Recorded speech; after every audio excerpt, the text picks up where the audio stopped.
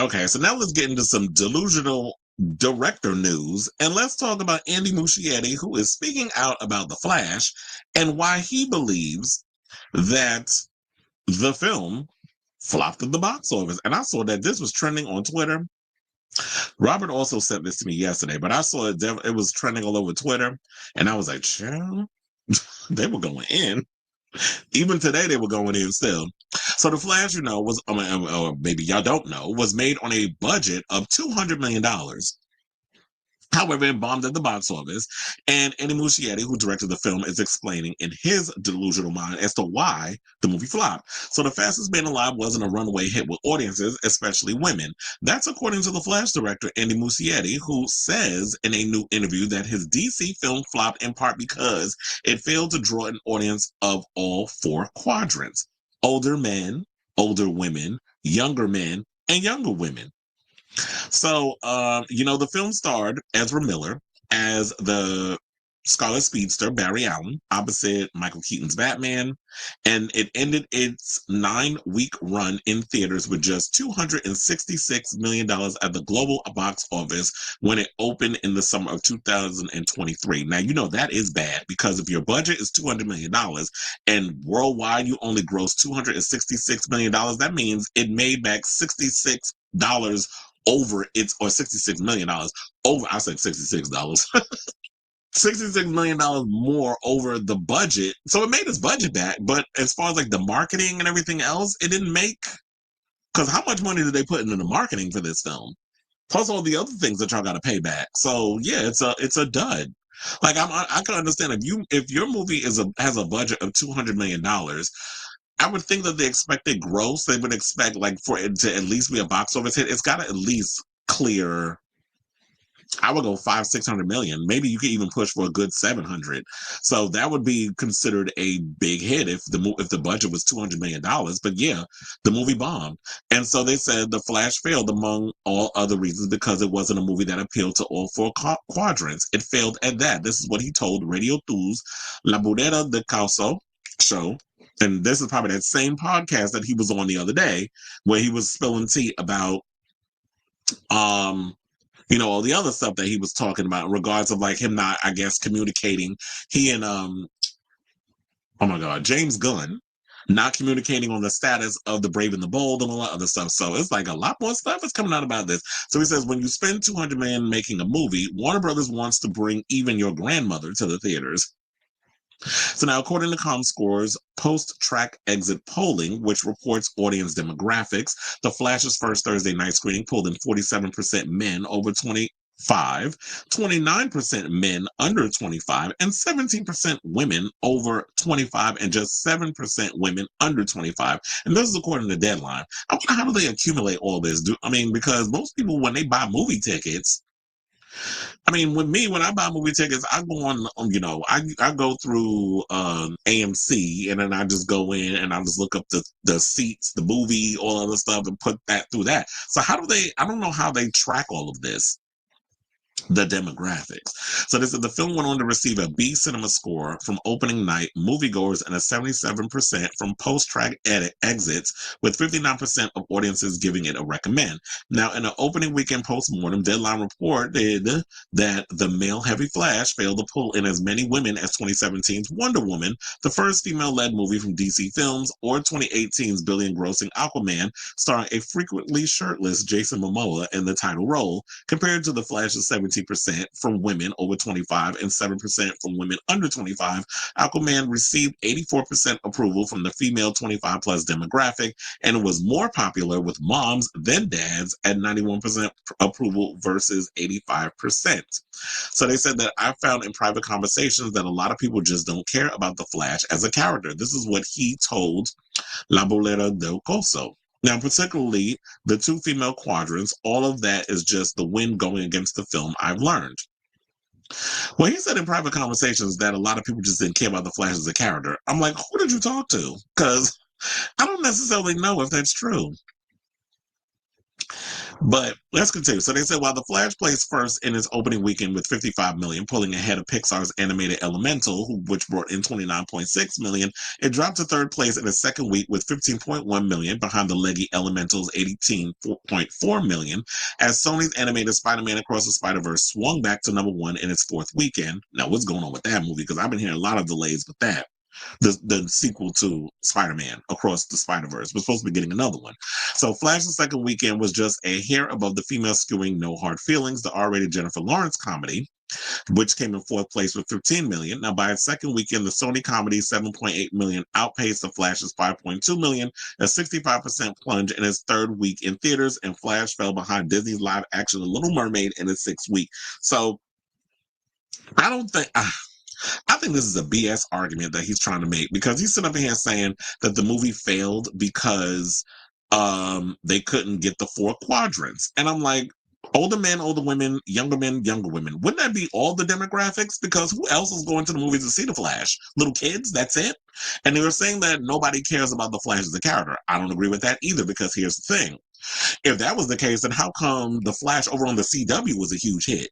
Now, I know we can't necessarily go by numbers and all the stuff over there at the CW, because the CW doesn't need to pull in 20 million viewers a week like Friends or any of those type of shows did on network television. CW is a smaller platform. However, the show was the Flash was a big show over there. And I saw in the comments, some people were saying that the only Flash they acknowledge is Grant Gustin. They don't even like Ezra Miller, because they felt like that he was because I know they go by they, them pronouns, that Ezra Miller is problematic. And y'all know from a lot of the stuff that was coming out in the news of them being abusive and getting into fights in bars and getting arrested and all the other stuff, that Ezra Miller is problematic. But y'all kept them on to be able to do the movie. And I understand why they kept them on, because the budget was already $200 million. You'd have to literally scrap this whole film and bring in a newer actor to come in, because Ezra Miller was such a problem. So I think that's also turned a lot of people off. A lot of people weren't going to go to the movies and support a film that was starring someone as problematic as Ezra Miller. I also think that we shouldn't turn away the fact that the movie just wasn't that great. The CGI irritated my spirit, especially that opening sequence. I'm looking at this crap like, what the hell is this? Like, y'all didn't even finish rendering the freaking special effects and stuff up in here. The visual effects looked half done, probably because y'all were on a delay and y'all were trying to overwork but underpay them damn special effects people. It was like y'all were trying to rush a lot of it, because the movie was went through countless delays. Let's also not forget that. So yeah, besides the drama surrounding Ezra's personal life, I also think the delays took part. And I also, like I was saying, the effects looked a bit wonky. So it was taking me out of a lot of situations. And there were certain things I'm looking at this movie, I'm like, this is just not good. So I don't think you can necessarily blame it on women or certain demographics not going to support this movie. I also think that big studios seriously need to stop spending $200 million on a film. How many times, like when we were talking about earlier, Den of Thieves 2, and it might not be a great analogy to use on that. A lot of those budgets, that budget for that movie is $40 million, and it's already being seen as a box office hit. When you look at a movie like Terrifier 3 that's unrated, $2 million budget on that film, the movie's already grossed $100 million. And a lot of the effects in there is practical. When you look at Jason Statham, a lot of his movies, y'all can sit and snicker or whatever at his films. His movies are not big budgeted films, but his action films tend to make a lot of money at the box office. And that new one that he got coming out, where he's going after the human traffickers, with David Ayers directing, because he directed The Beekeeper, trust and believe, my ass is going to be in the movies to see that, because that looks pretty good. So movies for us to enjoy don't necessarily have to balloon to a $200 million budget, to a $400 million budget, because the minute you do that, there's this overall pressure that you're putting on the audience, that, or not even that, but it's like your director or whatever, that this movie has to grow $700 million and above in order to turn a profit. So yeah, you could sit and blame demographics, but if your movie's not that good and you're thinking about spending $200 million, we've seen so many action films, so many special effects heavy movies that they didn't spend $200 million on it. They didn't spend $400 million on it. I think majority of that be going to them damn actors wanting $30 million for their wage. So when you pay him majority of your cast a lot of this money and you doing these other things, it's like, yeah, now we gotta pay for all of that. And I'm not sitting there supporting a movie if it's crap. And I went to the movies to see The Flash. It wasn't a good movie. And I will say this, the day that I went, it was opening night. It wasn't that many people in there. So I just think that based off of the reviews, based off the trailer, based off of some of the effects, based off of some of the stuff people were saying, people just weren't interested in seeing this movie because it didn't look good. And I also think, yeah, because of Ezra's reputation. So, like I said, big you studios need to stop spending all that money. And at this point, also, Andy, you out here making all these implications in this interview that,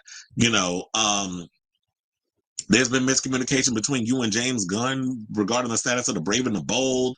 You speaking out about Robert Pattinson, this whole thing of whether or not he's going to be the Cape Crusader in not only the Matt Reeves universe, but in your universe.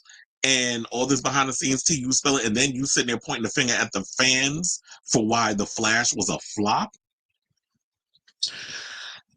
They probably going to take your behind off this damn movie, and we're going to get a new damn director doing The Brave and the Bold. And at this point, no shade, but I actually think that it's time for us to get a new director because I have yet to see an Andy Muschietti movie fully that I enjoyed. Now, I will say this. I liked It Chapter 1, did not like It Chapter 2, but I think a lot of people have a problem trying to execute It Part 2, the part when they're all adults. I just think that's usually the part where a lot of the movie, even the miniseries that was on with Tim Curry, that half falls apart for me. And your version of the movie, that part I don't particularly care for. I like the Chapter 1 because it kind of gives me like this whole Stand By Me vibe to it. And like kind of like the Breakfast Club, that sort of thing was like all the misfits and the young kids, and it's kind of got that whole vibe. Goonies vibe, just with an evil damn clown. And The Flash wasn't that great either. So I'm a little on the fence about you. I didn't even know he was doing The Brave and the Bold until all this stuff started coming out because I was like, I didn't really hear about who was directing it. But now that I'm hearing him attached, I'm like, no, we need to find another director. So I say all this to say, what do y'all think of Andy Muschietti coming out here throwing the accusation of saying that it's our fault that this movie flopped at the box office when I actually gave that damn movie some of my money. So let me know what you guys think of this story in the comments down below.